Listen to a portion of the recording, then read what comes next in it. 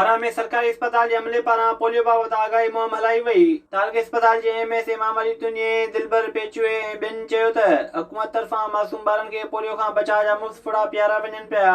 हुननि चयो त वालिदेन ॿारनि खे ज़रूर ॿिए पोलियो खां बचाव जा फुड़ा पियारनि जीअं वायरस जो ख़ात्मो अची सघे। कोटड़ी में गस्टा पारां हेड मास्टर जी बदिली ख़िलाफ़ एहतिजाज कयो वियो।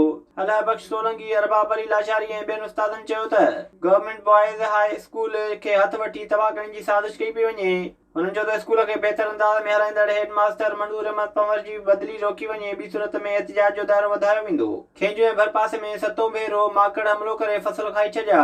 ॻोठ फ़कीर गुलाम कादिर, ॻोठ मोहम्मद रफ़ीक मंगरे, ॻोठ जलालुद्दीन लुंड ऐं ॿियनि इलाइक़नि में माकड़ जा कटक लथल आहिनि। ॻोठाणनि पारां इंतिज़ामिया जे सार न लहण ते टीन खड़काए माकड़ भॼाई पई वञे।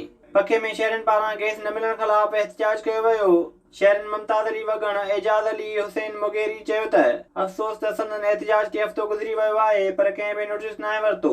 हुननि चयो त गैस न हुजण करे हू महांगे अघ ते ख़रीद करण ते मजबूर आहिनि। अॻवाननि मुतालबो कयो त गैस ॾेई बेचैनी ख़तम कई वञे। जुड़े में ख़ानगी स्कूल जी मास्तराणीअ ड्रेस हेठां ॿी शर्ट पाए अचण ते शागिर्द जो गोॾो भॼी छॾियो।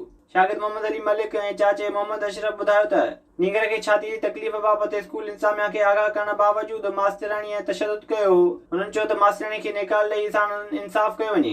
सर्दी है, उसका चस्ट का मसला, उस वजह से कहते हैं कि नीचे से कुछ भी नहीं पहन के और सिर्फ ड्रेस के सिवा और कुछ भी नहीं पहनो। 2 दफ़ा लिख के भी भेजा।